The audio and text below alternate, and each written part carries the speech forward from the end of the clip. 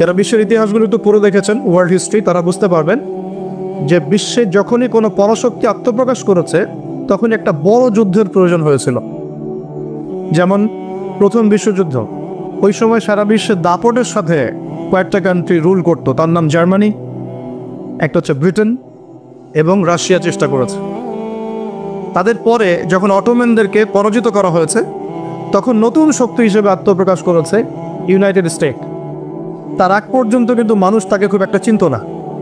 বিশ্বের পরিবর্তনের জন্যে একটা বড় যুদ্ধের প্রয়োজন হয়। তো সিরিয়ার অবস্থা যখন খারাপ ছিল, আমরা মনে করছিলাম যে হয়তো বা নতুন কোনো রুলিং স্টেট পৃথিবীতে আসবে, তো তখন হয়নি, আলহামদুলিল্লাহ। এখন এই ইস্যুটাকে কেন্দ্র করে মনে হচ্ছে বিশ্বে আরও একটা নতুন চালিকা শক্তি স্টেট আসতে পারে। সেটা কে, আমরা একটু অনুমান করব আজকে। কেন অনুমান করব? কারণ তাদের সাথে মুসলিমদের ভবিষ্যৎ জড়িত আছে, তাদের সাথে মুসলিমদের ভবিষ্যৎ জড়িত আছে। এবার আপনাকে আমি একটা দ্বিতীয় ইস্যুর দিকে নিয়ে আস। সারা ওয়ার্ল্ডে দ্বিতীয় একটা ইস্যু চলছে এখন, সেটা হলো কোরআন পুড়িয়ে দেওয়া ইস্যু। কি ইস্যু? কারা পুড়িয়ে দিচ্ছে? আমরা মুসলিমরা কি কখনো অন্য কারো ধর্মগ্রন্থ পুড়িয়ে দিয়েছে? আমরা বরং এই কথা বলি যে কোনো মুসলিম ততক্ষণ পর্যন্ত মুসলিম হতে পারবে না যতক্ষণ পর্যন্ত সে ঈসা আলাইহিস সালামকে নবী বলে স্বীকার না করছে। আমাদের চাইতে নবী ঈসা আলাইহিস সালামকে কেউ বেশি সম্মান করে? আমরা বলছি কেউ মুমিনই হতে পারবে না, মুসলিম হতে পারবে না যদি সে ঈসা আলাইহিস সালামকে আল্লাহর নবী বলে স্বীকার না করে। এখন তার অনুসারীর দাবিদাররা তাহলে কেন কোরআন পড়িয়ে দিচ্ছে? উত্তর, কুরআনুল কারীম তাদের বিকৃত ধর্মচর্চা এবং সারা বিশ্বব্যাপী তাদের জুলুম নির্যাতনের বিরুদ্ধে কথা বলছে বলেই তারা কোরআনের বিরুদ্ধে ক্ষোভ ঝাড়ছে এখন। যেমন তাদের মধ্যে জেনাটা হালাল, যে যার সাথে ইচ্ছা জেনা করতে পারে, আর আল্লাহ পাক কোরআনে বলছেন জেনার ধার কাছেও যেও না। তাদের কাছে সুদটা হালাল, সুদটা ওদের কাছে বৈধ এবং সুদ দিয়ে তারা চলে, অন্য রক্ত চুষে খায়। সুদের ফলাফলটা অনেকটা ঢাকা শহরের মতো। কিসের মতো? একটা অংশ দেখবেন দিন দিন রিচ হচ্ছে, দিন দিন রিচ থেকে রিচার হচ্ছে একটা অংশ, আর একটা অংশ দিন দিন প্রভার্টি এবং ডিস্ট্রিবিউশনের মধ্যে যাচ্ছে। প্রত্যেকটা বড় বড় শহরের এই চিত্র। সুদের মধ্য দিয়ে সারা বিশ্বের একটা অংশের মানুষ দিন দিন ধনী হয়েছে। সবার ক্ষতি হয়নি, কিন্তু ধনীরা আরও ধনী হয়েছে, আর গরিবরা দিন দিন তাদের অর্থ সম্পদের মান হারিয়েছে, তাদের অধিকার হারিয়েছে, তাদের জীবনযাত্রার মান কমে গেছে, প্রভার্টি এবং ডিস্ট্রিবিউশনের মধ্যে চলে গেছে দরিদ্ররা। তারা এক কথায় বলতে পারি দাসত্বের শৃঙ্খলে আবদ্ধ হয়েছে, অর্থনৈতিক দাসত্বের শৃঙ্খলে আবদ্ধ হয়েছে। এটা ব্যক্তি থেকে শুরু করে সমাজ, কোনো কোনো ক্ষেত্রে রাষ্ট্র পর্যন্ত দাস হয়ে গেছে। আপনারা কি শ্রীলঙ্কার কথা জানেন? দেশটা যে দেউলিয়া হয়ে গিয়েছিল, কেন হয়ে গেছে? মূল কারণটা কি? দুইটা কারণ বল। কয়টা কারণ? অনেকে 3-4টা কারণ বলেন। অর্থনীতিবিদ যারা আছেন, আমাদের দেশের বড় বড় অর্থনীতিবিদ যারা আছেন, তারা 4টা থেকে 5টা কারণ বলেন। আমি স্টাডি করেছি, কিন্তু আমরা ইসলামিক সেন্সে দেখি 2টো কারণ। কয়টা কারণ? 1 নাম্বার দুর্নীতি। 1 নাম্বার কি? দুর্নীতি। 2 নাম্বার হচ্ছে রিবা বা সুদ। ব্যাস, যথেষ্ট। বাকি যেগুলো অপরিকল্পিত প্রজেক্ট ইত্যাদি ইত্যাদি, এগুলো অত মেজর কারণ নয়, এগুলোকে সামাল দেওয়া যেত। মূল কারণ 2টো, একটা হচ্ছে করাপশন বা দুর্নীতি, একটা হচ্ছে রিবা বা সুদ।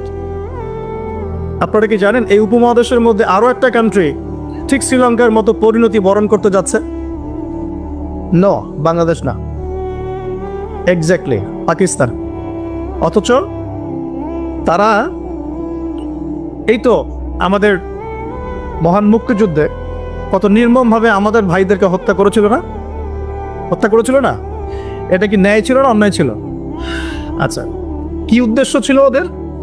ওরা চাইতো আমাদেরকে শাসন করতে, আমরা দাসত্বের শৃঙ্খলা থাকবো, ওরা আমাদেরকে শাসন করবে। আজকে দেখেন মাত্র 30 থেকে 40-50 বছরের ব্যবধানে আল্লাহ পাকের কি ফয়সালা। আমরা কারো ক্ষতিতে কিন্তু খুশি হই না। আল্লাহ পাকের ফয়সালা দেখুন, এমন একটা জায়গায় চলে গেছে যে হয়তো তাদের কাছে ওষুধের কাঁচামাল আছে 2 দিনের। কয় দিনের? গতকালকে রিপোর্ট, ওষুধ তৈরির যে কাঁচামাল প্রয়োজন হয় যেগুলো বাইরে থেকে মানুষ ইম্পোর্ট করে, যেগুলো শিপ থেকে নামানো হয়, এগুলো নামানোর মতো ডলার তাদের কাছে নাই যে ডলার দিয়ে সেগুলো নামাবে। 2 দিনের মেডিসিন আছে ওদের কাছে। আপনারা জানেন না, আমাদের টাকার হিসেবে যদি $1 সমান সমান 80 বা 100 টাকা হয়, অলরেডি তাদের কাছে $1 সমান সমান প্রায় 375 রুপি পাকিস্তানি রুপি, এবং তাদের মুদ্রাস্ফীতি অনেক বেশি। সুদের কারণে, পশ্চিমাদেরকে বন্ধুরূপে গ্রহণ করার কারণে, কোনো কোনো ক্ষেত্রে মুসলিমদের সাথে গাদ্দারি করার কারণে, কোনো কোনো ক্ষেত্রে করাপশনের কারণে এবং ডমিনেশন, জনগণের উপর ডমিনেশনের কারণে আজকে আস্তে আস্তে আস্তে আস্তে ওদের অবস্থা এমন একটা জায়গায় চলে গেছে। আল্লাহ না করুক, আমরা তো কারোর জন্য বদদোয়া করবো না, আল্লাহ না করুক, দেখা যাবে হয়তো 1 মাস রমজান মাসের মধ্যে দেখবেন দেউলিয়া হয়ে বসে আছে। এমন হতে পারে। কেন হচ্ছে বিষয়গুলো? কারণ রিবা। মূল কারণটা কি? রিবা এবং দুর্নীতি। মূল কারণটা কি? দুর্নীতি এবং রিবা। একটা কথা বলি, দুর্নীতিতে কিন্তু আমরাও কম না,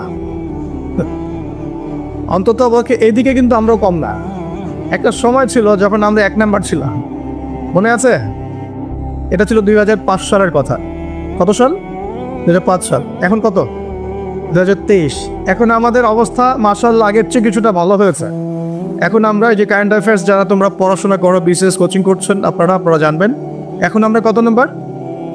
13 নাম্বার। কত নাম্বার? 13 নাম্বার। কিছুটা তো উন্নতি হয়েছে। 1 নাম্বারকে জানেন দুর্নীতিতে কোন কান্ট্রি? সুদান, দক্ষিণ সুদান। কোন কান্ট্রি? দক্ষিণ সুদান কি মুসলিম কান্ট্রি না অমুসলিম কান্ট্রি? মুসলিমরা টপে কেন? দুর্নীতির সাথে মুসলিমদের কোনো সম্পর্ক থাকার কথা কি? তাহলে আমরা টপে কেন? 1 নম্বরে কেন? দক্ষিণ সুদান 1 নম্বরে কেন? ওরা কি মুসলিম না? তাহলে শুধু লা ইলাহা ইল্লাল্লাহ মুখে বললেই মুসলিম হওয়া যায় না, যতক্ষণ পর্যন্ত না মানুষ কোরআন এবং সুন্নাহকে আমল করে দেখাচ্ছে। আপনারা কি জানেন সবচেয়ে কম দুর্নীতিপূর্ণ কান্ট্রি কোনটা? জানি? ডেনমার্ক। হ্যাঁ, কে বলেছেন? ডেনমার্ক। তার সাথে আরো একটা কান্ট্রি আছে, তার নাম হচ্ছে নিউজিল্যান্ড। কোন কান্ট্রি? এই দুটো কান্ট্রির কোনোটাই কি মুসলিম কান্ট্রি? তারা কি লা ইলাহা ইল্লাল্লাহ বিশ্বাস করে? তাদের সংবিধানে কোরআন আছে, তাদের আমলের মধ্যে রাসূলের সুন্নাত আছে, তারপরেও তারা দুর্নীতি মুক্ত হলো কিভাবে? তার মানে ওই শিক্ষাটুকু তারা ঠিকই কোরআন সুন্নাহ মোতাবেক আমল করেছে, শুধু মুখে লা ইলাহা ইল্লাল্লাহ হয়তো পড়ে না। তাহলে আমি এতটুকু বোঝাতে যাচ্ছি, তারা কেন কোরআনকে বিরোধিতা করছে, কেন কোরআনকে পুড়িয়ে দেওয়ার চেষ্টা করছে? কারণ কোরআন এইসব অন্যায়ের বিরুদ্ধে কথা বলছে। কোরআন সমকামিতার বিরুদ্ধে কথা বলছে, কোরআন সমকামিতার বিরুদ্ধে কথা বলছে। আর তাদের কাছে সমকামিতা হচ্ছে বাক স্বাধীনতা। একটা ছেলে চাইলে একটা ছেলেকে বিয়ে করতে পারে, একটা মেয়ে চাইলে একটা মেয়েকে বিয়ে করতে পারে। বলে নাউজুবিল্লাহ। আসলে বিয়ে তো ওখানে প্রয়োজন নাই, ওখানে প্রয়োজন সেক্সের। কিসের প্রয়োজন? সেক্সুয়াল সম্পর্ক। বিয়ের কোনো প্রয়োজন নাই। তারা ওখানে অবাধ এভাবে বিকৃত যৌন চর্চা করে, যেটা কোরআন সরাসরি হারাম করেছে। বরং কোরআন বলছে এমন পাপের কারণে কওমে লুতকে যে শাস্তি দেয়া হয়েছে, এই শাস্তি মহাবিশ্বে কাউকে দেয়া হয়নি। বলেন নাউজুবিল্লাহ। কওমে লুতের নাম তো শুনেছেন? লুত আলাইহিস সালামের কওম। এই কওমটাকে যখন আল্লাহ পাক ধ্বংস করেন, তখন মাটিটাকে উপরে উঠিয়েছিলেন, জমিনটাকে উপরে উঠিয়েছেন, উঠিয়ে আকাশ থেকে পাথর বর্ষণ করেছেন। বর্ষণ করার পরে আল্লাহ পাক উল্টা দিকে জমিনটাকে ধসিয়ে দিয়েছেন। এভাবে আল্লাহ রাব্বুল আলামিন কোনো কওমকে এর আগে ধ্বংস করেন নাই। তাহলে কোন কওমকে আল্লাহ পাক সবচেয়ে বড় শাস্তি দিয়েছেন? বলেন? কওমে লূত। তো এই কওমে লূতের যে এই আপনার শাস্তি, এই শাস্তিটা কি তারা পাওয়ার যোগ্যতা অর্জন করেছে কি করে নাই? করেছে না করে নাই? এজন্যই হয়তোবা শেষ জামানায় একটা হাদিস এসেছে, 10টা বড় বড় আলামত আছে শেষ জামানার। তার মধ্যে একটা হচ্ছে বিশাল একটা ভূমিকম্প হবে, একটা পৃথিবীর পূর্ব দিকে, একটা হচ্ছে পশ্চিম দিকে, আর একটা হচ্ছে পৃথিবীর মাঝখানে। আল্লাহ রাব্বুল আলামিন হয়তো ওই শাস্তি আবার পুনরাবৃত্তি ঘটাবেন। ওরা কেন কোরআনকে পুড়িয়ে দেন? কারণ কোরআন এই সমকামিতার বিরুদ্ধে কথা বলছে, কোরআন এই সুদের বিরুদ্ধে কথা বলছে, কোরআন জিনার বিরুদ্ধে কথা বলছে, কোরআন এসব করাপশনের এগেনস্টে কথা বলছে। এবং কোরআন বলছে যাররা পরিমাণ জুলুম যদি কেউ কারো উপর করে, তারও শাস্তি তাকে ভোগ করতে হবে। একজন মানুষ বা একটা জাতি যদি অন্য কোনো জাতির উপর সামান্য জুলুমও করে, সেই শাস্তি আল্লাহ পাক তাকে ভোগ করাবেন কি করাবেন না? এবং সারা বিশ্বের দিকে তাকিয়ে দেখেন যে সারা বিশ্বের প্রত্যেকটা সেক্টরে তাদের জুলুম চলছে কি চলছে না? চলছে কি না? এই কারণেই তারা কোরআনের বিরুদ্ধে এত ক্ষোভ। তো এই বিষয়টা কি সারা বিশ্বে এখন হাইলাইটেড ইস্যু না? সারা বিশ্বে এই বিষয়টা নিয়ে খুব কথাবার্তা হচ্ছে না? এটাকে আমরা বলি ব্লাসফেমি, অর্থাৎ ধর্ম এবং ধর্মগ্রন্থকে অবমাননা করা। কিন্তু চিন্তা করবেন না, আল্লাহ রাব্বুল আলামিন নিজে এই কোরআন হেফাজতের দায়িত্ব নিয়েছেন। আল্লাহ পাক সূরা হিজরে বলেছেন, ইন্না নাহনু নাযালনা যিকরা ওয়া ইন্না লাহু লাহাফিজুন। নিশ্চয়ই আমি এই কোরআন নাজিল করেছি, এই কোরআন হেফাজত করার দায়িত্ব কার? আল্লাহ। এখানে আমি আপনাকে আরেকটা পয়েন্ট দেখিয়ে সামনের দিকে যাও। এবার ওই দিক থেকে চেহারাটাকে আমাদের দিকে ফিরিয়ে নিয়ে আসো, মুসলিমদের দিকে তাকান। মুসলিমদের মধ্যে কত পার্সেন্ট মানুষ এখন 5 ওয়াক্ত নামাজ পড়ে? কত পার্সেন্ট মানুষ বিশুদ্ধ করে কোরআন তেলাওয়াত করতে জানে? মুসলিম পরিবারগুলোর মধ্যে কত পার্সেন্ট পরিবারে ইসলামিক পর্দা চালু আছে? মুসলিমদের মধ্যে কত পার্সেন্ট মানুষ হালাল খাওয়ার চেষ্টা করে, হারাম থেকে বেঁচে থাকার চেষ্টা করে? মুসলিমদের মধ্যে কত পার্সেন্ট যুবক এখন জেনা থেকে বেঁচে থাকতে পেরেছ? মুসলিমদের মধ্যে কত পার্সেন্ট যুবক 5 ওয়াক্ত নামাজ পড়, ইসলামের বেসিক জ্ঞানগুলো জানো, কোরআন তেলাওয়াত করা, হাদিস পড়তে শেখা, হাদিসের চর্চা করা, কোরআনের তাফসীর পড়া, অনুবাদ পড়া? মুসলিমরা এই বেসিক কাজগুলো কত পার্সেন্ট মানুষ করছে? এদিকে আমাদেরকে বেশি ফোকাস করতে হবে। একটা অমুসলিম সমাজ কোরআনের উপর আক্রমণ করছে, পুড়িয়ে ফেলছে, এটা বেশি কষ্টদায়ক নাকি একটা মুসলিম পরিবারে জন্মগ্রহণ করেও এই বিগত 30-40 বছরে কোরআন পড়তে না শেখাটা বেশি লজ্জার? কোনটা? এবার বলেন, একটু চেহারাটা আমাদের দিকে ফেরা নিন, আয়নার সামনে দাঁড়াই। অমুসলিম, সে কোরআন সম্পর্কে কিচ্ছু জানে না এবং কোরআন তাদের চলমান জাহিলিয়াতের বিরুদ্ধে কথা বলছে, রাগে কোরআন পুড়িয়ে দিয়েছে। বুঝলাম কাজটা খুবই খারাপ, জঘন্য কাজ এবং নিন্দনীয়, ব্লাসফেমি। এটা সারা বিশ্বে একটা মানবতা বিরোধী অপরাধ। এই কাজটা অপরাধ কিনা? আচ্ছা, এখন মুসলিমদের দিকে তাকিয়ে দেখুন। আমি এখন মুসলিম পরিবারে জন্ম নিয়েছি, 20-30-40 বছর আমি কাটিয়ে দিলাম মুসলিম পরিবারে। জন্ম নেওয়ার পরেও, মুসলিম পরিবেশে থাকার পরেও, কোরআন সুন্নাহর বয়ান শোনার পরেও, জুমার নামাজ পড়ার পরেও, ঈদের নামাজ পড়ার পরেও, রমজানের রোজা রাখার পরেও, আলেম ওলামাদেরকে পেয়েও আমি যে কোরআন তেলাওয়াত করতে জানি না, এখন আমাকে কি করা উচিত? উত্তর দেন। এখন আমার কি করা উচিত? কে বড় অপরাধ করেছে? কে বড় অপরাধ করেছে? আমি মুসলিম পরিবারে জন্মগ্রহণ করেও কোরআন পড়তে জানি না, আমি কি বেশি বড় অপরাধী? নাকি যে ব্যক্তি কখনো কোরআন চেনেই না, জানেই না, যে কোরআনকে অবমাননা করছে, কে বড় অপরাধী? কোরআন যে পুড়িয়ে দিয়েছে জানেন, আল্লাহ রাব্বুল আলামিন সূরা ফুরকানের মধ্যে বলেছেন যে আল্লাহর রাসূল সাল্লাল্লাহু আলাইহি ওয়াসাল্লাম আমার উম্মত, মানে আমাদের উম্মতে মুহাম্মাদের বিরুদ্ধে আল্লাহর কাছে অভিযোগ পেশ করবে। কার বিরুদ্ধে? এই যে উম্মতে মুহাম্মাদের বিরুদ্ধে আমাদের নবী মুহাম্মদ সাল্লাল্লাহু আলাইহি ওয়াসাল্লাম একটা অভিযোগ পেশ করবে। আল্লাহ পাক তাকে বলবেন, হে মুহাম্মদ সাল্লাল্লাহু আলাইহি ওয়াসাল্লাম, তোমার উম্মতের কি হয়েছিল, কেন বিভ্রান্ত হলো? নবী সাল্লাল্লাহু আলাইহি ওয়াসাল্লাম তখন বলবেন যে ইন্না কওমি ইত্তাখাযু হাযাল কুরআনা মাহজুরা। পড়ে দেখেন সূরা ফুরকানে আমাদের নবীজি বলবেন, হে আল্লাহ, আমার উম্মত এই কোরআনকে, যা তুমি আমার প্রতি নাজিল করেছো, এই কোরআনকে অবজ্ঞা করে পরিত্যাগ করেছিল, এই কারণে তারা আজকে পথভ্রষ্ট হয়েছে।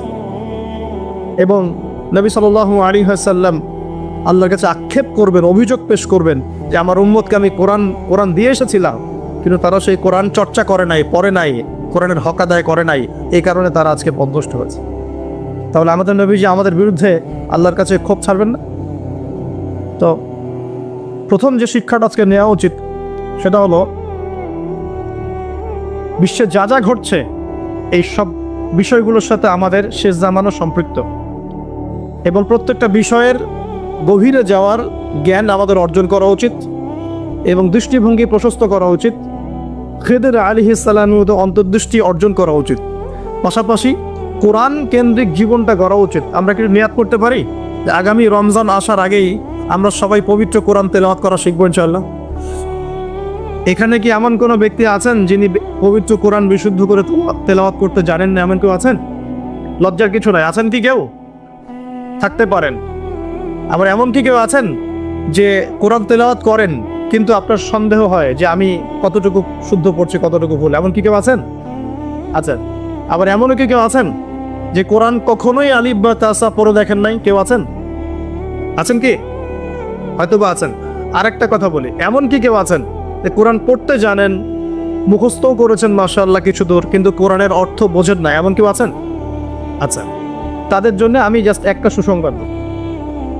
ইনশাআল্লাহ তাআলা আল্লাহ পাক যদি সবকিছু ঠিকঠাক রাখেন, রমজানের 30টা দিন অনলাইনে আমি 1 থেকে 2 ঘন্টা করে ক্লাস নেব ইনশাআল্লাহ।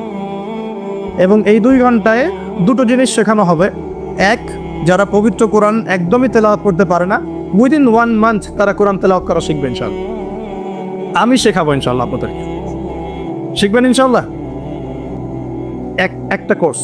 সেকেন্ডটা হচ্ছে যারা কোরআন তেলাওয়াত করতে জানেন, কোরআন তেলাওয়াত করতে জানেন কিন্তু কোরআনের অর্থটা বোঝেন না, ইনশাআল্লাহ 1 মাসে তো খুব বেশি কিছু শেখানো যাবে না, কিন্তু 1 মাসের মধ্যে ইনশাআল্লাহ তাআলা আমি আপনাদেরকে এমন একটা কোর্স করাবো ইনশাআল্লাহ 30 দিন কমপক্ষে কোরআনের 40% অর্থ করতে পারবেন ইনশাআল্লাহ।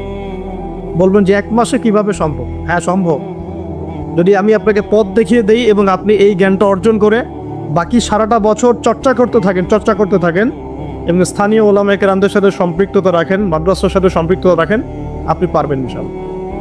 ট্রাই করবেন ইনশাআল্লাহ। শুধু তাই না, এর দ্বিতীয় যে কথাটা বললাম, এর সাথে আপনি নামাজে কি পড়ছেন এটার সম্পূর্ণ অর্থও শিখবেন ইনশাআল্লাহ। পাশাপাশি দৈনন্দিন যে দোয়া কালামগুলো পড়ছেন সকাল সন্ধ্যায়, এগুলোর অর্থ শিখবেন ইনশাআল্লাহ। পাশাপাশি আপনি তুলনামূলক আরবি ব্যাকরণ শিখবেন এবং কোরআনিক গ্রামার শিখবেন, কোরআন থেকে গ্রামার। যেমন একটা এক্সাম্পল দিই আপনাকে, সামনে যাই। সূরা ফাতিহা সবার মুখস্থ আছে না? সূরা ফাতিহার মধ্যে মোটামুটিভাবে দেখা যায় 15-20টা কিন্তু শব্দ আছে, ঠিক আছে? এই 15-20টা শব্দের অর্থ এবং গ্রামার যদি আপনি জানেন এবং বোঝেন, তাহলে আপনার জন্য সুসংবাদ হচ্ছে এই যে সূরা ফাতিহার এই শব্দগুলো কোরআনে বারবার ঘুরে প্রায় 7800 বার রিপিট করা হয়েছে। কতবার? 7800 বার। এটা আপনিও সার্চ করে দেখতে পারেন। এখন অনেক মেথড চলে আসছে। 7800 বার কোরআনের এই শব্দগুলো, সূরা ফাতিহার এই শব্দগুলো বারবার ঘুরে কোরআনে এসেছে 7800 বার। তার মানে সূরা ফাতিহার অর্থ যে জানে, সে কোরআনের কমপক্ষে 7800টা শব্দের অর্থ জানে। কথা বুঝতে পারছেন? এভাবে কোরআনে বাছাইকৃত এমন 125টা শব্দ আছে। কয়টা? মাত্র 125টা এমন শব্দ আছে যেগুলোর অর্থ, ব্যাকরণ এবং আমরা বলি যে ট্রান্সফরমেশন, মানে একটা শব্দ থেকে আরো অনেকগুলো শব্দ তৈরি করার ফর্মুলা বা সূত্র, এগুলো যদি জানা থাকে, আপনি কোরআনের 125টা শব্দ কোরআনে ঘুরে এসেছে 40,000 বার। কতবার? 40,000 বার। বিশ্বাস করতে কষ্ট হচ্ছে, জানি এই কথাগুলো হয়তো নতুন মনে হতে পারে, কিন্তু এটা এখন রিসার্চ, এখন নতুন অনেক মেথড চলে আসছে। 40,000 বার, 40,000 বার এই শব্দগুলো রিপিট করা হয়েছে। আর কোরআনে মোট শব্দ কত? মোট শব্দ হচ্ছে 78,000। কত হাজার? 78,000 বার। 77,800টা, এক্স্যাক্টলি হচ্ছে 77,800টা, অ্যাপ্রক্সিমেটলি বললে 78,000, 78,000 শব্দ। এগুলোকে আবার আপনি 3 ভাগে ভাগ করে ফেলতে পারবেন। একগুলো হবে নাউন্স, যেগুলো আমরা নাউন বলি, যা দ্বারা কোনো নাম বোঝায়, যেটা আমরা বিশেষ্য পদ বলি, যেমন আল্লাহ একটা নাউন, ইব্রাহিম একটা নাউন, ইসম, আরবিতে আমরা বলি কি? ইসম। জিবরিল, মিকাল, ইসমাইল, ইসহাক, ঠিক আছে, মুহাম্মদ, এগুলো সব নাউন্স। এরকম একগুলো শব্দ পাবেন। এগুলো কি বোঝার কিছু আছে না মুখস্থ? এগুলো তো আপনি সহজেই অর্থকালী মুখস্থ করতে পারবেন। দ্বিতীয় ক্যাটাগরিতে আছে ফিইল বা ক্রিয়া, যেটা আমরা বলি ভার্বস, যা দ্বারা কোনো কাজ করা বা হওয়া বোঝায়, যেটাকে আমরা বাংলাতে 3 ভাগে ভাগ করি, প্রেজেন্ট, বর্তমান, অতীত আর ভবিষ্যৎ। আবার ইংরেজিতে প্রেজেন্ট, পাস্ট, ফিউচারে ভাগ করি, কিন্তু আরবিতে মাত্র 2 ভাগে ভাগ করা হয়। কয় ভাগে? 2 ভাগে। একটা হচ্ছে ফেয়েলে মাউজি, মানে অতীতকালীন ক্রিয়া, আর একটা হচ্ছে ফেয়েলে মুদারে, মানে বর্তমান প্লাস ভবিষ্যৎকালীন ক্রিয়া। এটার ট্রান্সফরমেশন মানে একটা প্রচুর শব্দ তৈরি করতে পারবেন। একটা ওয়ার্ড থেকে আপনি আস্তে আস্তে দেখবেন অনেকগুলো ওয়ার্ড তৈরি করতে পারবেন। এই ট্রান্সফরমেশনটা যদি শিখতে পারেন, আপনি কোরআনের একটা বড় অংশ শিখে ফেলবেন, কারণ কোরআনে অনেক শব্দ এই ক্রিয়াপদে আসছে। এই যে না আবুদু, নাস্তাইন, এই যে আমরা পড়ছি না, লা আ'বুদু মা তা'বুদুন, এগুলো সবই ফেল। আরেকটা ক্যাটাগরিজ আছে, এর নাম হরফ, মানে অব্যয়। আমরা বলি না প্রিপোজিশন, প্রোনাউন্স বলি না, প্রোনাউন্স, প্রিপোজিশন, কনজাংশন, এগুলো বলি না, যেটা আমরা বলি অব্যয় পদ, যেটাকে আমরা আরবিতে হরফ বলি। অর্থাৎ ওয়ার্ডস, দুটো ওয়ার্ডসের মধ্যে কানেকশন করে অথবা দুটো সেন্টেন্সের মধ্যে কানেকশন করে, এর সংযোজন বিয়োজন করে, এগুলোকে হরফ বলে। এগুলো কোরআনে অনেকগুলো। আমি আপনাকে 4টা হরফ বলতেছি। একটা হচ্ছে মিন, একটা কি মিন। আমরা বলি না আউযু বিল্লাহি মিনাশ শাইতানির রাজিম, মিন, মিন মানে হতে বা থেকে। আউযু আমি আশ্রয় প্রার্থনা করছি, বিল্লাহি আল্লাহর কাছে, মিনাশ শাইতান শয়তান হতে, আর রাজিম মানে হচ্ছে বিতাড়িত। এই যে মিন মানে কি হতে, ঠিক আছে। এই মিন শব্দটা কোরআনে ঘুরে ঘুরে পাবেন আপনি প্রায় 3 থেকে 4 হাজার বার, 3 থেকে 4 হাজার বার। এরকমই আমরা পড়ি না যে আন, ফি, আলা, ইলা, হাত্তা, লা, লি, এই যে ছোট ছোট কিছু আপনি হরফ পড়েন না কোরআন পড়তে গিয়ে, এই অল্প কিছু হরফ বারবার ঘুরে ঘুরে কোরআনে কয়বার আসে জানেন? 6 থেকে 7 হাজার বার। 6 থেকে 7 হাজার বার। মানে আপনাকে শুধু গ্রামারের ফাংশনটা শিখতে হবে, কিভাবে এই গ্রামার দিয়ে শব্দ তৈরি করতে হয় এবং কিভাবে অর্থ উঠাতে হয়। এর পাশাপাশি আপনি অনুবাদের সহযোগিতা নেবেন, পরে গিয়ে তাফসির আগে যাবি, অনুবাদের সহযোগিতা নেবেন। 1 মাসে তো বেশি কিছু দেওয়া যাবে না বললাম আমি, কিন্তু আপনাকে আমি একটা তাড়না তৈরি করে দিতে পারবো যে হ্যাঁ, কোরআন সহজে শেখা যায়, পসিবল। এবং এই সিলসিলা ধরে রাখতে পারলে 1 থেকে 2 বছর লাগবে ইনশাআল্লাহ। 1 থেকে 2 বছর আপনার লাগবে এই ব্যাকরণগুলো হজম করতে। এবং ইনশাআল্লাহ তখন আপনি নামাজ পড়তে যখন দাঁড়াবেন, ইনশাআল্লাহ বিশ্বাস করেন, আল্লাহর কসম করে বলছি, নামাজে আল্লাহু আকবার থেকে আসসালামু আলাইকুম ওয়া রাহমাতুল্লাহ পর্যন্ত আপনি যা পড়বেন তার অর্থ আপনি বুঝতে পারবেন ইনশাআল্লাহ, নিজেই বুঝতে পারবেন নামাজে কি পড়ছেন। এই জিনিসগুলোর অভাব আছে বলেই, এগুলোর ঘাটতি আছে বলেই আমরা ইবাদত করি, কিন্তু ইবাদতের স্বাদ পাই না। ইবাদত করি ঠিকই, ইবাদতটা মজা পাই না, ফিল করতে পারি না। এবং নামাজ পড়ি, মনোযোগ থাকছে না, নামাজে দাঁড়াই কি পড়ছি বুঝতে পারছি না। তাই আমার মনোযোগটা কেমন? তারাবির নামাজে দাঁড়ালাম, তারাবি তো আমরা মাশাআল্লাহ কোনো কোনো মসজিদে, সব জায়গায় না, কোনো কোনো জায়গায় 3G 4Gও পড়া হয়। হ্যাঁ, আচ্ছা, তবে এটা একটু স্লো পড়া উচিত। এখানে ধৈর্য আমাদেরও কম, আমাদেরও দোষ আছে। ইমাম সাহেব যখন লম্বা করে তেলাওয়াত করে তখন আমরা আবার বলি এত সময় নেই হাতে, তাড়াতাড়ি শেষ করেন, বলি না? কোনো কোনো জায়গায় ইমাম সাহেবদেরকে মসজিদ কমিটিতে মনে হয় যে চাকরের মতো বিহেভ করে। আমি তো না, অথচ ইমাম সাহেব হচ্ছেন মসজিদের নেতা, সমাজে কি, সমাজের নেতা। তো তাকে তার জায়গায় সম্মান দিতে হবে, আল্লাহ পাক তৌফিক দান করুন। তো আমরাই কিন্তু দোষী, আমরা ফোর্স করি তাড়াতাড়ি শেষ করেন, হাতে সময় কম, মার্কেটে যাওয়া লাগবে, ওয়াইফ অপেক্ষা করতেছে, ঈদের শপিং করতে হবে, তাই না? রমজান নিয়ে আমি একটু পরে একটু কথা বলবো, কিছু কথা আছে রমজান নিয়ে, খুব গুরুত্বপূর্ণ কথা, খুবই গুরুত্বপূর্ণ। আমার মনে হয় যে এই কথাগুলো এই সিজনে হয়তো আপনারা অন্য কোনো লেকচার বা মাহফিলে শোনেন নাই। রমজান নিয়ে কিছু কথা আছে। আগে এই জায়গায় বলি যে তারাবিতে আমরা অনেক কিছু পড়ি, কিন্তু তারাবির নামাজটার শেষে আপনি যে আব্দুর রহমান এদিকে ডাকেন, দেখে জিজ্ঞাসা করেন যে ভাই আব্দুল্লাহ, আপনি তারাবির নামাজ পড়লেন, কত রাকাত পড়ছেন? যে 20 রাকাতই পড়ছি মাশাআল্লাহ। ওকে, ফাইন।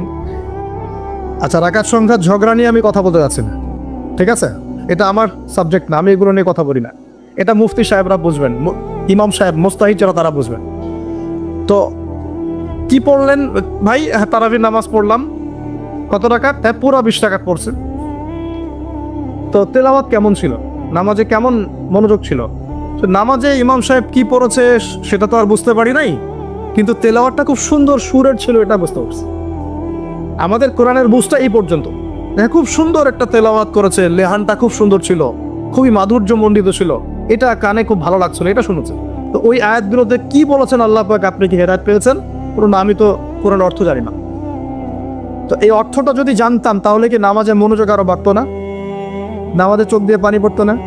একটু মক্কা মদিনার দিকে তাকিয়ে দেখবেন, তারাবির সময় এমনিতে নামাজে যখন নামাজ পড়ে ইমাম সাহেব ডুকরে কেঁদে ওঠেন না? কেন করেন? কারণ তারা কোরআন তেলাওয়াত করে অর্থটাকে অ্যাবজর্ব করতে পারেন, অটোমেটিক্যালি আপনি নামাজটাকে, কোরআনকে ফিল করতে পারবেন। তাহলে আমরা যে 30 বছর নামাজ পড়লাম, একটা দিনও তো চোখ দিয়ে পানি বের হলো না।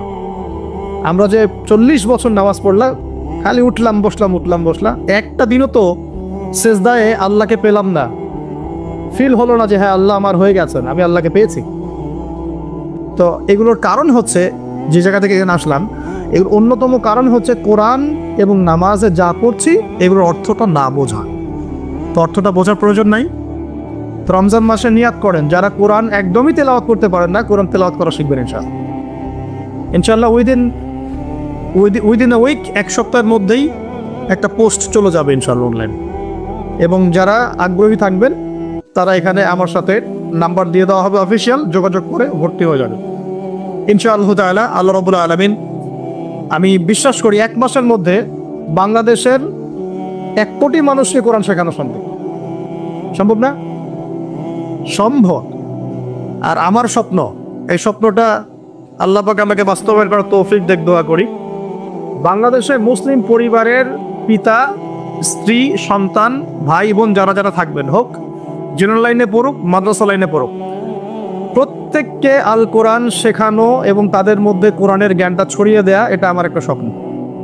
বাংলাদেশের 16 কোটি মানুষ কোরআন তেলাওয়াত করতে জানবে ইনশাআল্লাহ। এটা সম্ভব না? 16 কোটি মানুষের ভোটার আইডি কার্ড আছে? নাই? নাই? আছে কি নাই? আদমশুমারি করা যায়? সমস্ত মানুষের হিসাব রাখা যায়? সমস্ত মানুষের এনআইডি কার্ড করা যায়? সমস্ত মানুষকে একটা নিয়মের আওতায় আনা যায়? সমস্ত মানুষের ফিঙ্গারপ্রিন্ট নেওয়া যায়? যায় না? সমস্ত মানুষকে ক্লাস 5 পর্যন্ত পড়ানোর প্রাথমিক শিক্ষা নিশ্চিত করা যায়? সমস্ত মানুষকে কি মার্কসও পড়ানো যায়? যায়? সমস্ত মানুষকে কোরআনও শেখানো যাবে ইনশাআল্লাহ। যাবে না ইনশাআল্লাহ? আল্লাহ পাক তৌফিক দান করুন। এবং বাংলাদেশের প্রত্যেকটা জেলায়, বাংলাদেশের প্রত্যেকটা বড় বড় জেলায়, যেটা আমাদের বিভাগীয় জেলাগুলো, এই জেলাগুলোতে একটা করে এমন প্রতিষ্ঠান থাকতে হবে যে প্রতিষ্ঠানে একদম প্লে থেকে মাস্টার্স পর্যন্ত একদম এই পুরো সিলেবাসের মধ্যে চলমান জেনারেল সিলেবাসের সাথে ইসলামিক নীতি নৈতিকতা এবং কোরআন সুন্নাহর জ্ঞানকে একত্রিত করে ইনশাআল্লাহ একটা কনস্ট্রাকটিভ সিলেবাসে পড়াশোনা করাতে হবে ইনশাআল্লাহ। করা যাবে? প্রত্যেকটা জেলায় একটা করে এমন যদি মার্কাজ থাকে, দেখবেন সমাজের হালত চেঞ্জ হয়ে গেছে ইনশাআল্লাহ। নাকি আমরা সবাই এখন উল্টাপাল্টা মতবাদগুলি পড়াশোনা করব? আমাদের সন্তানদেরকে কি আপনি আস্তিক বানাতে চান না নাস্তিক বানাতে চান? আমাদের সন্তানদেরকে কি আপনি আল্লাহওয়ালা বানাতে চান, আল্লাহ থেকে দূরে সরাতে চান? আর উদ্যোগ গ্রহণ করতে হবে। একমুখী শিক্ষা এই যুগে যথেষ্ট নয়। আপনি জেনারেল লাইনে পড়াশোনা করছেন, করেন, কিন্তু এই জেনারেল লাইনের জ্ঞানটাই এই যুগে যথেষ্ট নয় চলার জন্য। আপনাকে ইসলামিক জ্ঞানের প্রয়োজন আছে। আবার একই সাথে আপনি শুধুমাত্র ইসলামিক জ্ঞান নিয়ে পড়ে আছেন, জেনারেল উপকারী জ্ঞানগুলো নিচ্ছেন না, তাহলে আপনি কোরআন সুন্নাহকে হাতে নিয়ে ওদেরকে চ্যালেঞ্জ করতে পারবেন না। ওদেরকে চ্যালেঞ্জ করতে হলে এই জ্ঞানগুলোকে সমন্বয় করে আপনাকে সিলেবাস লঞ্চ করতে হবে। এটার জন্য খুব বেশি খাটনির প্রয়োজন নাই। খুব যে চেঞ্জ করতে হবে সবকিছু এমন না, জাস্ট এই দুটোকে একটু সমন্বয় করতে হবে। এই সমন্বয় করার জ্ঞান কিন্তু শুধু আমার আছে, আপনাদের নাই এমন নয়। এই জ্ঞান অনেকেরই আছে। শিক্ষা নিয়ে যারা ভাবেন তারা অনেকেই এটা করতে ক্যাপেবল, তারা পারবেন। একটু যদি চেষ্টা করেন পারবেন। এই চেষ্টাটা এখন একটা বড় চ্যালেঞ্জ। জ্ঞানের ক্ষেত্রে এই বিপ্লবটা ঘটনা এখন একটা বড় চ্যালেঞ্জ আমাদের ফিউচারের জন্য। যদি এখন আমরা এই জিনিসগুলো করতে ব্যর্থ হই, আগামী 20-30 বছর পর দেখবেন, আল্লাহ না করুক, এমন প্রজন্ম চলে আসবে যে বলবে যে আল্লাহ কি, আমি তো চিনি না। নাউজুবিল্লাহ। আমরা কি এটা চাই? আর শুধু আমরা যারা মাদ্রাসা মসজিদের সাথে সম্পৃক্ত, আমরাই কি ইসলাম নিয়ে চলবো, না এই জেনারেল ভাইরাও চলবে? জেনারেল লাইনের ভাইরা, ব্যবসায়ী, চাকরিজীবী, প্রশাসন, এরা কি সংখ্যায় কম, সংখ্যায় বেশি? তাদের মধ্যে ইসলাম ঢোকাতে হবে না? আল্লাহ পাক তৌফিক এনায়েত করুন। রমজানে কোরআন শিক্ষা চলবে ইনশাআল্লাহ। এবং প্রত্যেক জেলায় জেলায় একটা করে আদর্শ দিনই প্রতিষ্ঠান গড়ে উঠবে ইনশাআল্লাহ তাআলা। এবং বড় বড় জেলাগুলোতে চেষ্টা করা হবে জেনারেল ভাইদের জন্য মাদ্রাসা গড়ে তোলা। এটা মাদ্রাসা ফর জেনারেল স্টুডেন্টস। এখানে জেনারেল ভাইরা পড়াশোনা করবে ইসলামিক পড়াশোনা, কারণ তাদের মধ্যে জেনারেল পড়াশোনা আগে থেকেই আছে। এখন পার্ট টাইম তারা এভাবে শিখে 2 বছর, 4 বছর, 5 বছরের মধ্যে ইসলামিক বেসিক জ্ঞান অর্জন করবে ইনশাআল্লাহ। তখন এদেরকে দিয়ে আপনি দেশের বড় জনশক্তি তৈরি করতে পারবেন। এরপর কিছুকাল তারা বেশ ভালোই ছিল, হঠাৎ করে তারা সীমা লঙ্ঘন শুরু করলো। সীমালঙ্ঘন যখনই করেছে আল্লাহ রাব্বুল আলামিন তাদেরকে পরাশক্তিদেরকে দিয়ে আক্রান্ত করে সেখান থেকে বের করে দিয়েছে। সবচেয়ে বড় বড় দুটো ঘটনা ঘটেছে। একটা রোমানদের দ্বারা, রোমানরা এসে ওদেরকে ওখান থেকে বহিষ্কার করে দিয়েছে। আরেকটা যে বুখত নাসর, তার দ্বারা পরবর্তীতে তিনি তাদেরকে এখান থেকে সীমালঙ্ঘনের কারণে বের করে দাসত্ব শৃঙ্খলা আবদ্ধ করে ব্যাবিলনে নিয়ে আসেন, যে জায়গাটার নাম হচ্ছে ইস্পাহান। ইরাক, ইরানের যে পুরো কন্টিনেন্ট, এখানে ইস্পাহান নামে একটা জায়গা আছে। এখানে ইয়াহুদিয়া নামে একটা শহরও আছে, ইয়াহুদিয়া। তো এখানে তারা চলে আসে। আমি বোঝাতে চাচ্ছি, দেখেন তারা জেরুজালেমে প্রবেশ করলো, কিছুদিন থাকলো, যখনই তারা সীমালঙ্ঘন করলো আল্লাহ পাক বের করে দিলেন বড় বড় দুইবার। আর দুইবার যে তারা সীমালঙ্ঘন করবে এটা কিন্তু সূরা বনী ইসরাঈলের মধ্যে আছে, লা তুফসিদুন্না ফিল আরদি মাররাতাইন, তোমরা অবশ্যই এই জমিনের মধ্যে মানে হোলি ল্যান্ডে সীমালঙ্ঘন করবা দুইবার। দুইবারের আমি আপনাকে হিস্ট্রিটা বললাম, আরো ডিটেলস করে নেবেন। এবার যখন দ্বিতীয়বার সীমালঙ্ঘন করার পর তাদেরকে এই ব্যাবিলনে নিয়ে আসা হয়েছে, ইরাক, ইরান, ইস্পাহানে কন্টিনেন্টে, তারা এখন আবার দাস। বনী ইসরাঈলের দাসত্ব থেকে ওই জেরুজালেমের রাজত্ব, সেখান থেকে আবার দাস, এবার ব্যাবিলনে দাস। বলা হয়, ডক্টর রাগিব সার্জেন উনি হিস্ট্রি কিতাবে এনেছেন যে এখানে আসার পরে তাওরাত লেখার যে ব্যাপারটা, এটা স্টার্ট করেছে তারা। 400-500 বছর পর তাওরাত এইভাবে লেখা হয়েছে কাগজে কলম। তার আগ পর্যন্ত কাগজে কলমে লিখতে পারেনি। তার কতটা বিকৃত এখানে সাধন হতে পারে এটা ভাবেন এখন। তো যাই হোক, একটা বিষয়ে ওরা খুব ভালো করে মানে ইয়াকিন রাখতো যে আমাদের একজন মাসিহ আসবেন, আমাদের একজন ত্রাণকর্তা আসবে, যে ত্রাণকর্তা আসলে পরে আমরা আবার সেই হোলি ল্যান্ডকে ফিরে পাব। এটা ওদের তাওরাতের এখনকার যে ভার্সনগুলো আছে এখানেও আছে। এখনকার তাওরাতের যে ভার্সনগুলো আছে ওখানেও এই কথাটা আছে যে ওদের একজন মাসিহ আসলে পরে তারা ওই হোলি ল্যান্ড ফিরে পাবে এবং সেখান থেকে তারা পুরো বিশ্বকে রুল করবে। একটা কথা বলা হয়নি যে এই দুইবার তাদেরকে বের করে দেওয়ার আগে দাউদ আলাইহিস সালাম কিন্তু ওই হোলি ল্যান্ড থেকে, জেরুজালেম থেকে এই পুরো ওয়ার্ল্ডকে রুল করেছেন। এবং দাউদ আলাইহিস সালামের পরে তার সন্তান সুলাইমান আলাইহিস সালাম, তিনিও কিন্তু এই জেরুজালেম থেকেই পুরো বিশ্বকে নেতৃত্ব দিয়েছেন। এবং তার শাসন ক্ষমতা ছিল অসাধারণ, অনন্য, এমন যে মুহূর্তে চোখের পলকের মধ্যে একটা রাজ্যের সিংহাসনকে তুলে নিয়ে আসতে পারে। একবার সাবার রানী বিলকিসের ঘটনা আছে, কি করেছে, সূর্যকে সেজদা করে হুদহুদ পাখি খবর দিল। তো সুলাইমান আলাইহিস সালাম বলছেন যে কে আছো জিনদের মধ্যে, কে আছো ওই রানীর সিংহাসন তুলে নিয়ে আসতে পারবে? একজন বলছে যে আমাকে এতটুকু সময় দেন, আপনি বসবেন উঠবেন, এইটুকু সময়ের মধ্যে আমি নিয়ে চলে আসবো। আরেকজন যার কাছে কিতাবের জ্ঞান ছিল সে বলছে যে বসা ওঠা লাগবে না, আপনি চোখের পলক ফেলতে যতক্ষণ সময় লাগে এতটুকু সময়ের মধ্যে আমি তুলে নিয়ে আসবো সেই সিংহাসন। চিন্তা করতে পারেন কি পরিমাণ সুপার পাওয়ার ছিলেন সুলাইমান আলাইহিস সালাম। আপনি কি ভাবতে পারলেন? আজকে আমরা যে ক্ষমতা দাপটগুলো দেখাই সারা ওয়ার্ল্ড ওয়াইড, এগুলো সুলাইমান আলাইহিস সালামের সামনে কিচ্ছু না। জিন জাতি তার অনুকূলে, জিন জাতিকে তিনি কাজ করাতে পারেন, পাখির ভাষা বোঝেন, পিঁপড়ার ভাষা বোঝেন, হ্যাঁ, আংটি আছে তার, সিংহাসন মুহূর্তের মধ্যে এখান থেকে ফ্লাই করে বিশ্বের এক প্রান্তে আবার এক প্রান্তে। এইরকম সুপার পাওয়ার ছিল সুলাইমান আলাইহিস সালাম। এবং বনু ইসরাঈল ওই সময় তাদেরকে দেখেন আবার কি ভাগ্যের নির্মম পরিহাস, জুলুম করার কারণে, আল্লাহ পাকের সাথে সীমা লঙ্ঘন করার কারণে, সুলাইমান আলাইহিস সালামের পরবর্তীতে আবার ফাসাদ সৃষ্টি করার কারণে এই যে আবার দাসত্ব শৃঙ্খলা আবদ্ধ হয়ে ব্যাবিলনে আসতে পারে, বসে আবার ব্যাবিলনে আসতে পারে। তাহলে চেইনটা মিলান, মিশরের দাসত্ব থেকে জেরুজালেমের রাজত্ব, সেখান থেকে পুরো ওয়ার্ল্ডের সুপার পাওয়ার, আবার সীমালঙ্ঘন, আবার আসলো কোথায়? ব্যাবিলন।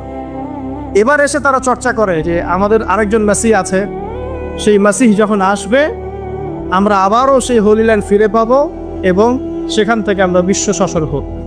এই স্বপ্নের কথা, এটা মানে স্বপ্ন মানে ওদের যে আকাঙ্ক্ষা, এটার কথা ওদের তাওরাতেও আছে, এখনকার যে ভার্সন সেখানেও আছে। আচ্ছা, এবার আসেন, এবার আপনাদেরকে মাথার পিছনে রাখতে বলেছিলেন একটা কথা, সেটা কোনটা? ফেরাউনের মমি। এবার আমরা দেখতে পাচ্ছি যে 1897 সাল, 1897, আমরা 1897-এ চলে আসি এখন। 1897-এর আগে অনেক ঘটনা ঘটেছে, ওইদিকে আমি মানে শর্ট টাইমে যেতে পারবো না। এই জেরুজালেম মাশাআল্লাহ উমর রাদিয়াল্লাহু আনহুর সময় বিজিত হয়েছে, উনি নিয়েছেন। তারপরে আবু উবাইদা ইবনে জাররাহ তিনি প্রবেশ করেছেন। পরবর্তীতে মুসলিম যে খিলাফাগুলো চলেছে এই সময়গুলোতেও জেরুজালেম হাতে এসেছে, হাত থেকে চলে গেছে, অনেক ঘটনা ঘটেছে। সালাউদ্দিন আইয়ুবী রাহিমাহুল্লাহ তিনি আবার জয় করেছেন। হ্যাঁ, তারপরে নুরুদ্দিন আমরা জঙ্গি বলে, আসলে ওটা জিনকি, ওনারা করেছেন। এভাবে অনেকেই করেছেন, পালাবদল হয়েছে, ক্রুসেড হয়েছে, ওরা একবার দখল করেছে, আবার আমরা অ্যাচিভ করেছি, অনেক ঘটনা ঘটেছে। বাট এই জায়গাটা খেয়াল করে 1897 সালে ফেরাউনের মমিটা আবিষ্কার হয়ে গেল 1897। আল্লাহ পাক কি জন্য এটাকে রেখেছিলেন? লিতাকুনা লিমান খালফাকা আয়া, যাতে তোমার পরবর্তীতে যারা আসবে তাদের জন্য তুমি নিদর্শন হও। 1907 সালে এটা এনশিওর করা হলো যে এই মমিটা সেই ফেরাউনেরই, যার নাম রেমেসিস II মনেপ্তা, যার নাম হচ্ছে রেমেসিস II মনেপ্তা। এটা সবাই হিসেব কিতাব করে দেখলেন, গবেষণা করে দেখলেন, ওকে। যারা গবেষণা করেছেন তারা মুসলিম হয়ে গেছেন মাশাআল্লাহ। এই সময় থেকেই সারা ওয়ার্ল্ডের মধ্যে আবার একটা মুভমেন্টও শুরু হয়ে গেল, ঠিক এই সময় থেকেই। সবকিছু কিন্তু মিস্টেরিয়াস, ঠিক এই সময় থেকেই। সেই মুভমেন্টের নাম জায়নিজম বা জায়নিস্ট মুভমেন্ট। এটা সম্পর্কে জানার জন্য আমার লেকচার শোনার দরকার নাই, যে কারো লেকচার শোনার দরকার নেই। আমাদের লেকচারগুলো যথেষ্ট নাও হতে পারে। হেনরি ফোর্ড নামে একজন ব্যক্তি আছেন, যার একটা বই আছে দ্য সিক্রেটস অফ জায়নিজম, পড়তে পারেন। মূল তথ্যের মূল জায়গায় চলে যান। আমরা তো বইপত্র পড়ে হয়তো জ্ঞান অর্জন করে আপনাদের সামনে প্রচার করছি বা বলছি, মূল বইগুলো পড়েন, দেখবেন এই সময় থেকে মুভমেন্টটা শুরু হলো। অদ্ভুত একটা মুভমেন্ট, মানে হিস্ট্রিতে কখনোই ইহুদি এবং খ্রিস্টানরা একসাথে বন্ধুত্ব করে কোনো মুভমেন্ট চালু করেনি। বরং এই যে এরা আলোচনা করছে আমাদের মসিহ আসবে, সেই মসিহকে আল্লাহ পাক পাঠালেন ঈসা ইবনে মারিয়াম, তাই নাকি? ঈসা ইবনে মারিয়ামকে আল্লাহ পাক পাঠালেন, কিন্তু এই ঈসা ইবনে মারিয়ামকে আবার জিউসরা হত্যা করার চেষ্টা করছে। তাহলে ওদের মধ্যে অ্যালায়েন্স কিভাবে সম্ভব? অ্যালায়েন্স মানে তো বোঝেন, জায়নিজম মানে হচ্ছে ইহুদি খ্রিস্টানদের মধ্যে, ইহুদিদের কিছু মানুষ, খ্রিস্টানদের কিছু মানুষ, এরা একত্রিত হয়ে একটা মুভমেন্ট পেয়েছে। সব ইহুদি সব খ্রিস্টান নয়, আমি আবার বলছি, সব ইহুদি সব খ্রিস্টান নয়, ইহুদিদের একটা অংশ, খ্রিস্টানদের একটা অংশ, একত্রিত হয়ে একটা মুভমেন্ট। হিস্ট্রি বলছে এরা একে অপরের শত্রুই ছিল চিরকাল। এমনকি ঈসা ইবনে মারিয়ামকে হত্যা করার চেষ্টা করেছে জিউসরা, আল্লাহ পাক তাকে উঠিয়ে নিয়েছেন। ওমা কাতালুহু ওমা সালাবু, তারা হত্যাও করতে পারে নাই, ক্রুশবিদ্ধ করেনি, এবার আল্লাহ পাক তাকে উঠিয়ে নিয়েছে। ঠিক আছে, এই মুভমেন্টটা অ্যামেজিং। আর এই মুভমেন্টের কথা কি কোরআনে এবং হাদিসে আছে? উত্তর হ্যাঁ। আল্লাহ পাক কোরআনে বলেছেন যে আমি কোরআনে সবকিছু বর্ণনা করেছি। সূরা মাইদা খুলেন 11 নম্বর আয়াত, আল্লাহ পাক বলেছেন ইয়া আইয়ুহাল্লাযীনা আমানু, হে মুমিনগণ, লা তাত্তাখিযুল ইয়াহুদা ওয়ান নাসারা আউলিয়া, তোমরা ইহুদ এবং খ্রিস্টানদেরকে বন্ধুরূপে গ্রহণ করো। কোন ইহুদি কোন খ্রিস্টানকে করো না? বা'দুহুম আউলিয়া ওয়া বা'দ, দেখো যারা একে অপরের বন্ধু, ইহুদি খ্রিস্টানদের মধ্যে যারা একে অপরের বন্ধু, জায়নিজম, এদেরকে তোমরা বন্ধুরূপে গ্রহণ করো না। যদি করো, ওয়া মা ইয়াতাওয়াল্লাহুম মিনকুম, তোমাদের মধ্যে কেউ যদি ওদের সাথে বন্ধুত্ব করে ফেলো, ফাইন্নাহুম মিনহুম, সে তাদের অন্তর্ভুক্ত। ফাইন্নাহুম মিনহুম, সে তাদের অন্তর্ভুক্ত না। ইন্নাল্লাহা লা ইয়াহদিল কওমা যালিমিন, আল্লাহ পাক এই জালেমদেরকে হেদায়েত দেন। আর দলিল পাচ্ছেন? এবার আসেন এই মুভমেন্টটা কি করা শুরু করলো। প্রথমে ইকোনমি সমৃদ্ধ করা শুরু করলো এবং প্রচন্ড অর্থনৈতিকভাবে শক্তিশালী হয়ে গেল। গোল্ডের বিজনেস করা শুরু করলো, আফ্রিকান কন্টিনেন্টে মাইনিং করা শুরু করলো, হীরার খনিগুলো মাইন করা শুরু করলো, আফ্রিকা দরিদ্র কান্ট্রিগুলো থেকে মাইনিং করা শুরু করলো। সম্পূর্ণ উদ্দেশ্যপ্রণীতভাবে তারা ফার্স্ট ওয়ার্ল্ড ওয়ার, প্রথম যুদ্ধ সংগঠিত করলো। এটা অটোমেটিক যুদ্ধটা হয় নাই। এই যুদ্ধের পিছনে দুটো মূল কারণ ছিল। এক নম্বর কারণ ছিল অটোমান এম্পায়ার বা তুর্কিদেরকে হটানো, কারণ তুর্কিদের আন্ডারে তখন ছিল জেরুজালেম। আর 2 নম্বর টার্গেট ছিল যে জিউসদের জন্য একটা নিরাপদ জায়গার ব্যবস্থা করা। হিস্ট্রি খালি পড়লেই হবে না, এটাকে ভিতরে চোখ দিয়ে অ্যানালাইসিস করতে হবে। আলহামদুলিল্লাহ আমি লাস্ট 10 ইয়ার্স থেকে হিস্ট্রি পড়ছি, লাস্ট 10 ইয়ার্স। দুটো রিজন আমি দেখেছি এখানে, দুটো রিজন। ফার্স্ট ওয়ার্ল্ড ওয়ারের পিছনে দুটো রিজন। নাম্বার 1, অটোমান এম্পায়ারদেরকে সেখান থেকে হটিয়ে দেয়া, এবং সেই কাজটা করেছে কিন্তু জেনারেল অ্যালেনবি, 1917 বেলফোর্ড ডিক্লারেশন বলে এটাকে, যে ব্রিটিশরা এসে এই ব্রিটিশদের সাথে কিন্তু কিছু মুসলিমরাও ছিল, ব্রিটিশদের সাথে কিছু মুসলিমরাও কিন্তু বন্ধুত্ব করেছিল, ওরা তুর্কিদেরকে হটিয়ে দিয়েছিল, হটিয়ে ওই জেরুজালেম উন্মুক্ত করেছে কাদের জন্য? জিউসদের জন্য। এবার এই যে ব্যাবিলনের দাস জিউস সভ্যতা, যারা স্বপ্ন দেখছে ওদের মাসি আসবে 2000 বছর পরে, কত হাজার বছর? প্রায় 2000 বছর পর তারা আবার জেরুজালেমে ঢুকলো। ব্যাপারটা কি আপনার কাছে রহস্যজনক মনে হচ্ছে না? এবং তারা মেসিহের অপেক্ষাও করতে থাকে। বিশাল ওয়ার্ড, যে যুদ্ধে লক্ষ লক্ষ মানুষ মারা গেছে, প্রায় কোটির কাছাকাছি। উদ্দেশ্য অটোমান এম্পায়ার থেকে সরিয়ে দেয়া, জিউসের জন্য একটা ল্যান্ড তৈরি করা। শুধু তাই না, বেলফোর্ড ডিক্লারেশনের পরে ওয়ার্ল্ডের যত জায়গায় জিউসরা ছিল সবাই এখানে আসা শুরু করলো, আস্তে আস্তে নিরাপদ একটা জায়গা ওদের জন্য। এবং এবার তারা মানে এটা ট্যুরিস্টের মতো বেড়াতে আসছে না, কিন্তু তারা এখানে এসে বাড়ি নির্মাণ করছে, তারা এখানে ওখানকার অধিবাসী যারা প্যালেস্টাইনে ওদেরকে জুলুমে হটিয়ে দিচ্ছে, মেরে ফেলছে, মেয়েদের ধর্ষণ করছে, যা ইচ্ছা তাই করছে, যা ইচ্ছা তাই করছে। আর ব্রিটেন বলছে আমরা সাথে আছি, ও স্বার্থ মধ্যে। ওই 1970 থেকে 2022 পর্যন্ত, এখন পর্যন্ত ওরা যা ইচ্ছা তাই করছে সেখানে। কোনো মানবাধিকার নাই, হোয়াটসঅ্যাপ কোনো মানবাধিকার নাই, হিউম্যান রাইটসের হও নাই। গত 3 দিন আগ থেকেও দেখবেন আপনি, একদিনে 44 জন, আরেক দিনে 12 জন। আমার মেয়ের বয়সী মেয়ে, 5 বছরের মেয়ে, ও কি বোঝে দুনিয়ার? একজন ব্যক্তিকে নাকি ধরার জন্যে সিভিলিয়ানদের যেখানে বাড়ি আছে, কলোনি, সেখানে হামলা, মিসাইল হামলা। এবং দাঁড়িয়ে বড় গলায় বলছে যে জিউসের এগেনস্টে কোনো পদক্ষেপ নেওয়া হলে আমরা এটাকে প্রতিহত করবো শক্তভাবে। এবং পশ্চিমারা এবং আমাদের আমেরিকান কন্টিনেন্ট, আমাদের ন্যাটো, এই যারা সবাই আছে, এরা বললো যে হ্যাঁ আমরা জিউসদের অধিকারের ব্যাপারে সচেতন, পাশে থাকবো। তিনি 30,000 সেনাবাহিনী তৈরি করলেন, সবচেয়ে বড় ফোর্স নিয়ে তাবুকের উদ্দেশ্যে রওনা হলেন। 3 মাস শুধু পায়ে হেঁটেই চলে গেছে।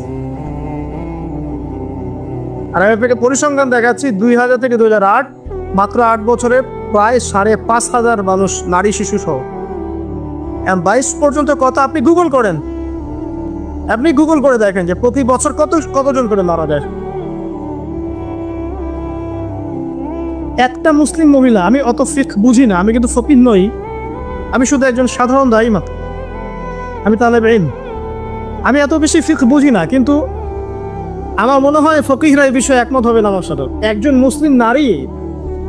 মুসলিম নারীকে যদি কেউ জবরদস্তি করে ওরা তুলে নিয়ে যায়, তুলে নিয়ে গিয়ে তাকে রেপ করে, তাকে ধর্ষণ করে, তার সাথে যা ইচ্ছা তাই আচরণ করে, তখন ওই কমিউনিটির সমস্ত পুরুষের উপর ফরজিয়াত বর্তায় ওই মহিলার ইজ্জত রক্ষা করে। আর বিগত 100 বছর থেকে কত যে মুসলিম নারী, শিশু, ভাই বোন সবাইকে ম্যাসাকার করে হত্যা করা, কোনো হিসাব না। আর আমাদের সেই ফিলিংসও নাই। দেখবেন ঠিক যখন এই যে লাস্ট যখন গাজায় হামলা হচ্ছে, ঠিক ওই সময় আমরা ফেসবুকে নিয়ে ব্যস্ত আছি, একে অন্যের সমালোচনায়, গীবতে, তহমতে। হ্যাঁ, মনে হচ্ছে দিনের ব্যাপক খেদমত করে আঞ্জাম দিয়ে ফেলছে, দিনের কান্ডারি আমি একদম। অথচ জেরুজালেম রক্তাক্ত হচ্ছে, কাছে আমার কোনো ফিলিংসই নেই, আমার ফোকাসিং অনলাইন।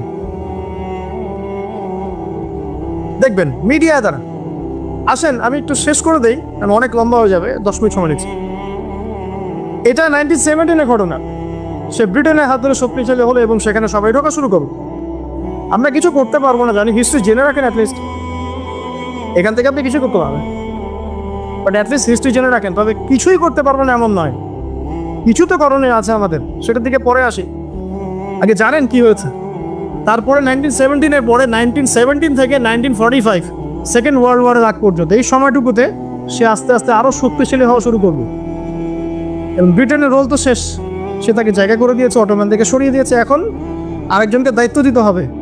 তো সে আমেরিকাকে ডাক দিল, তুমি আমার কাছে আস, এই যে রেসপন্সিবিলিটি তুমি এখন নাও, সামাল দাও। সে সামাল দেওয়া শুরু করবো। তো সে ব্রিটেনের চেয়ে অনেক বেশি শক্তিশালী অবস্থান নিয়ে, একদম মিলিটারি পাওয়ার, অস্ত্রশস্ত্র, ইকোনমি, একদম একদম কি বলবো, United Nations, IMF, world bank, হাবি জাবি, WHO, সবই ওদের, টেকনোলজি, সায়েন্স, বিজ্ঞান, প্রযুক্তি, অস্ত্র, মিলিটারি সায়েন্স যা আছে সব, ইভেন পারমাণবিক bomb, nuclear weapons. Nuclear weapons এমন জিনিস যেটা দিয়ে সারা ওয়ার্ল্ডকে রুল করা যায়। দুটো জিনিস দিয়ে ওয়ার্ল্ডকে রুল করা যায় এখন, একটা নিউক্লিয়ার ওয়েপেন্স, একটা হচ্ছে ডলার। যার কাছে নিউক্লিয়ার ওয়েপেন্স নাই, ডলারও নাই, তার কোনো দামও নাই। ডলার না থাকলে আমাদের ইকোনমিক স্যাংশন এত মাথা ব্যথার কারণ আছে? টাকার মান বাড়বে কমবে কি দিয়ে? এই জন্য ব্রিক্স, একটা association BRICS, Brazil, India, Russia, তারা মিলে, চায়না, তারা প্ল্যান করছে যে আমরা নতুন একটা কারেন্সি লঞ্চ করব, যাতে করে একটা কারেন্সির উপর আমাদের ডিপেন্ডেন্ট থাকতে না হয়। এবং তারা অনেক স্মার্ট, মুসলিমরা এটা করেছে। যেই মুসলিমদের হাতে জেরুজালেম বারবার বিজিত হয়েছে, তারা আমাদের মতো এত অপদার্থ ছিল? সালাদের আইবি রহিমুল্লাহ এমন ছিলেন? নুরুদ্দিন জঙ্গি তারা এমন ছিলেন না? আবু উবাইদা ইবনে জাররাহ তারা এমন ছিলেন না? যুগে যুগে যাদের হাতে এটা জয় হয়েছে, তারা আমাদের মতো কমন সাধারণ মুসলিম ছিলেন না, যারা যারা ইস্যু পাগল, যারা সমালোচনা করতে বেশি পছন্দ করে, যাদের ফরজিয়াতের ঠিক নাই, যারা নামাজ ঠিক মতো পড়ে না, কোরআন তেলাওয়াত করতে পারে না, সুন্নতের ঠিক নাই, কোনো চেতনা নাই, এই ধরনের মুসলিম ছিলেন না তারা। আসেন, আমেরিকা তার দায়িত্ব পালন করতে লাগলো এবং আস্তে আস্তে এমন একটা জায়গায় চলে আসলো যে এখনো যদি আজকে যদি জিউসরা 100 জন প্যালেস্টাইনিকে হত্যা করে, আমেরিকা কখনো বলবে না তারা মানবতা বিরোধী কোনো অপরাধ করেছে, কখনো বলবে, বলবে আমরা ওর পাশে আছি। চ্যালেঞ্জ করলাম আপনাকে। আমাদের আর কি দরকার? আমাদের কি বোধশক্তি একবারে নষ্ট হয়ে গেছে? এরপরেও আমরা এই রাষ্ট্রের সাথে বন্ধুত্ব করতে পছন্দ করি। আরব কান্ট্রিগুলোকে দেখেন, সবার বন্ধু America. American kingdom of Arabia বলি আমি, global American kingdom of Arabia, যে জিউসদের পক্ষ নিয়ে শতাব্দীর পর শতাব্দী কাজ করে যাচ্ছে, বছরের পর বছর, এবং সেখান থেকে সে এখন সারা ওয়ার্ল্ডকে রুল করার প্ল্যান করেছে এবং সে অচিরেই তার দায়িত্বও ছেড়ে দিবে। সেই দায়িত্বটা দেখুন ওর হাতে অর্পণ করে দিবে। এই ঘটনাগুলো ঘটার সময় তার আস্তে আস্তে আস্তে আস্তে ওয়ার্ল্ডের সবগুলো জিনিস নিয়ন্ত্রণ করা শুরু করে দিল লাস্ট 100 বছর। এরপর আরব ইসরায়েল যুদ্ধ হলো, যত যুদ্ধ হয়েছে তত ইসরায়েল এক্সপ্যান্ড করেছে। মিশর থেকে কিছু জায়গা, সিরিয়া থেকে কিছু জায়গা, আস্তে আস্তে তার টেরিটরি এক্সপ্যান্ড করতে শুরু। মনে রাখেন, তারা কিন্তু তাদের মাসিহের জন্য ওয়েট করছে। যেই মাসিহ আসলে তারা জেরুজালেম থেকে ওয়ার্ল্ডকে রুল করবে এবং 2000 বছর পর তারা সেখানে পৌঁছেও গেছে, রাষ্ট্র কায়েম করেছে, সব জিউসদেরকে এখানে নিয়েও এসেছে, সুপার পাওয়ার হয়েছে, অস্ত্র, মিলিটারি সায়েন্স, মিডিয়া, প্রযুক্তি, আপনার ফাইন্যান্স, আপনার কি বলবো, পলিটিক্যাল অ্যাফেয়ার্স, ইকোনমি, প্রতিটা ডিপার্টমেন্ট তারা সেখান থেকে নিয়ে যাবে। Super power.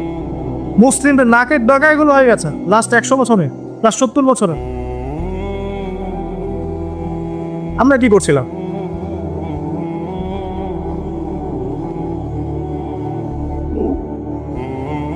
তো সামনে কি?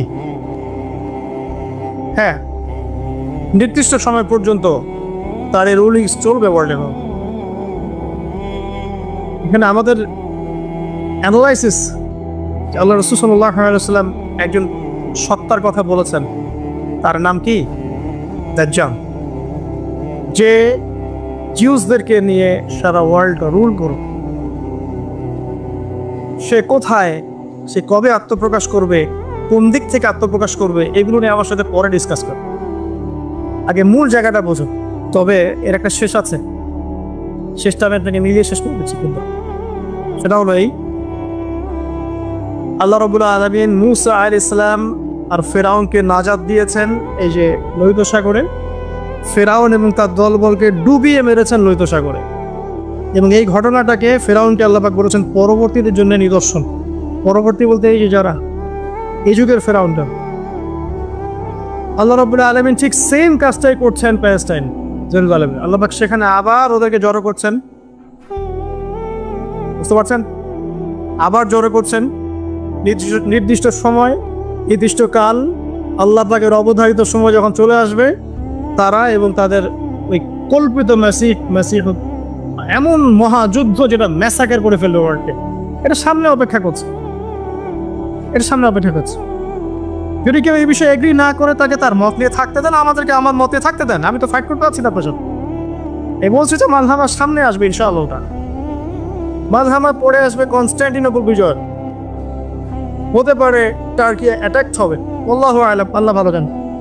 যাতে করে আমাদের উম্মার যে পবিত্র ভূমিগুলো যেগুলোর উপর জুলুম হচ্ছে এগুলো সম্পর্কে আমরা কমসে কম জেনে রাখতে পারি, ইমানটা যেন মরিচা পড়ে না যায়। 4 নাম্বার, একটু দোয়া করতে পারি বেশি বেশি, কমসে কম দোয়া তো করতে পারি।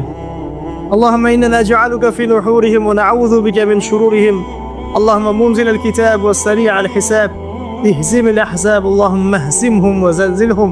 এই দোয়াগুলো তো করতে পারি, অ্যাটলিস্ট দোয়া তো করতে পারি। আমরা কতজন একটু মনে বুকের মধ্যে হাত দিয়ে বলেন, আমরা কতজন প্রত্যেক ফরজ নামাজ শেষে একটা বার উম্মার জন্য দোয়া করে? কে দোয়া করেছে? আর আপনি দেখেন না, এই যে ইব্রাহিম যাকে মেরে ফেললো কয়েকদিন আগে, তার মা হাসতে হাসতে বলছেন যে আমার এক ইব্রাহিমকে মেরে কিছুই হবে না, এরকম হাজার ইব্রাহিম জন্মানো দেখছেন। দেখেন